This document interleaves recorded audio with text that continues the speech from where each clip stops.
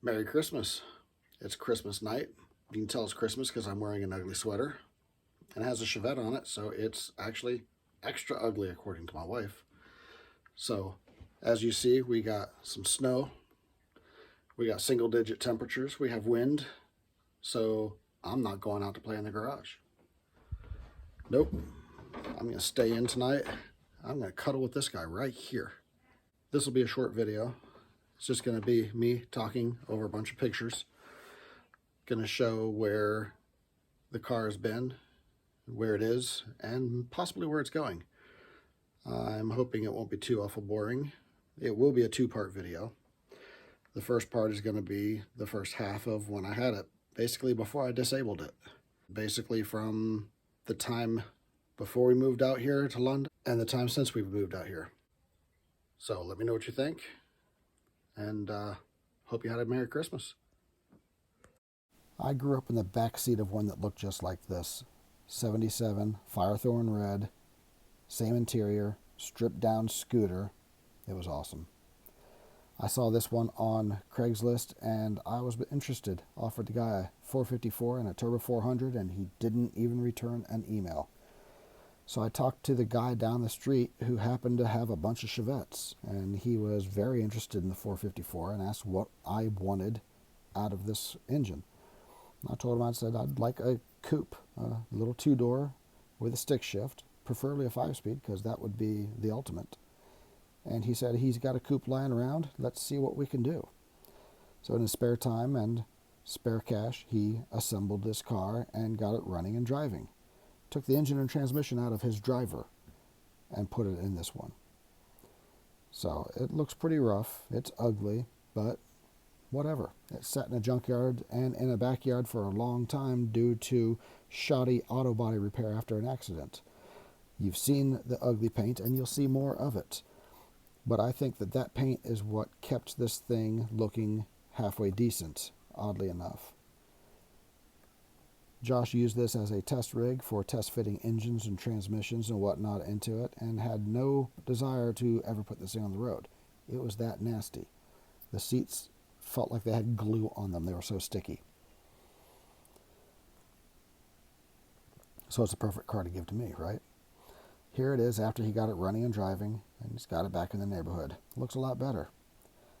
And sitting out there on the curb. This is still in front of his house, and the first thing I did was sneak over and put on my moon discs. My wife got these for me for my birthday. Josh had already outfitted it with the van gauges. Nice upgrade. I've took delivery and now it's in my driveway. But we don't have room, so I have to take it to my shop across town. What's more roadkill than a rusty Chevette, right? There's my son, Matthew. He loved that sticker. This was on the way to the shop. I say shop, and it's actually just a garage behind my sister's house. And you'll see right over here is the engine that I used to pay off the car. I scrubbed the interior. I spent hours, and I finally figured out that the little hand wipes in the white plastic bucket, that took the gluey stickiness off of the seat. When was the last time you saw a bumper jack? So this is right before a Chevette meet. I was considering making a custom grill with that spread steel because this plastic grill doesn't look that great. And when I started mocking it up, it didn't look good, so I just put the not great grill back in. Brian donated this mirror, and it's awesome. Thank you, Brian. Here we are at the Chevette meet, and a Corvette driver took interest in our cars. There's my car, right on the back side of the Corvette, pretty much hidden. But there it is. You can see the moon disc right there. Here is my glamour shot, and it's not so glamorous. My car is the only one in this picture that has a broomstick holding up the hatch. Here is a group photo of almost everybody that showed up that year.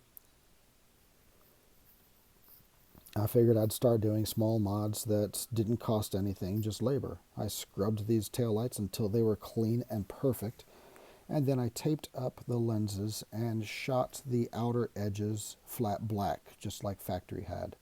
And it looked pretty good, but it wasn't good enough. So then I took some more tape and I covered up everything I just painted. and the backup lens.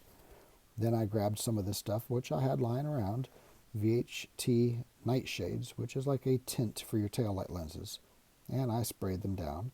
3, maybe 4 coats, I don't remember. Then I covered that up with clear coat to keep it from fading and make it stay looking good for a while.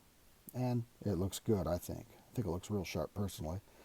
I tried leaving this edge, the border around the lenses, clear, so maybe it'd be like halos, but it didn't really work out.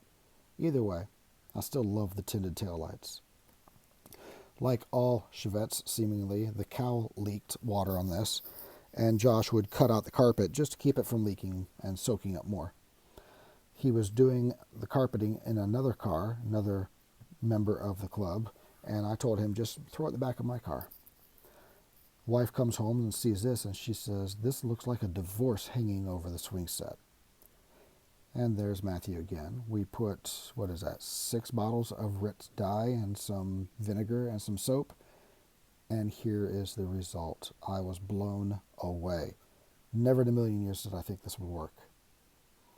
The pictures don't even do it justice. Yeah, it needs a console. That would cover up a lot of ugliness there, but just look at the carpet. I'm still thrilled. So then, don't tell the wife, but I took all this trim and put it in the sink and started scrubbing it. Then in the backyard and started painting it with some semi-gloss Rust-Oleum.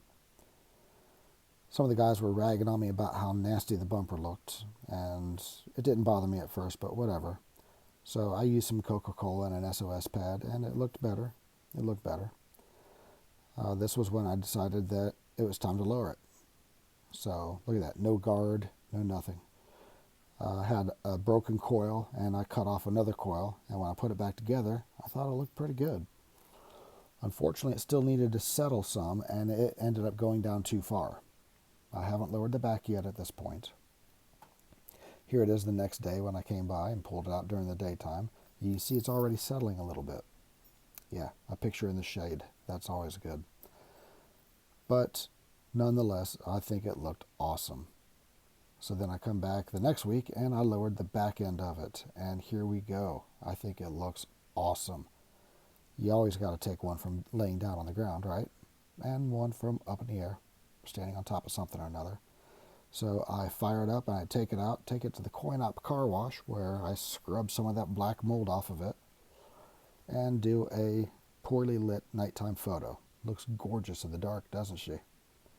This was my first clue that maybe I lowered it too much.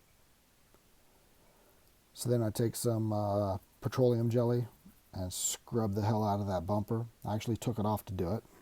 Pictures are out of order. And I use the nightshades on the turn signal lenses that are in the front bumper. Looks amazing. These pictures make it look a lot better than it is, but nonetheless, that looks pretty damn good, especially with the blacked out turn signal. And here it is for some better glamour shots. This was at a park just around the corner from the house in Hilliard, and it was a beautiful day, and I just decided to take it over there and take some pictures. Different angles, turn around, do it again, stand up on top of a pole, get some better pictures. Just looked good, I thought. Yes, Project Low Expectations. And yes, that is painted there. Up high. So this was right before a car show, cruise in, whatever. And here we are. This is at Darby Dan's out just west of Columbus. And had a lot of questions. Not everybody was accepting, but there was a lot of people asking a lot of questions and really digging it. I got my little board there, giving all the information on it. And I thought it was a win. I've since updated this, and where it's outlined in yellow where it says low, I've changed that to black. Matthew took this picture. He's proud of it, and I love the picture. That's his thumb in the upper left-hand corner. That's my sister questioning me why I would cover up a Chevette. I can't remember what I was doing here.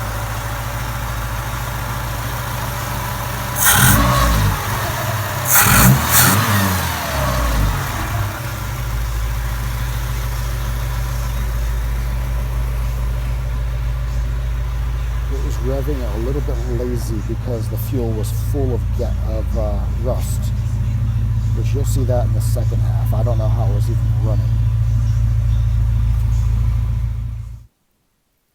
So then I go into contract with a house, and this is my future shop.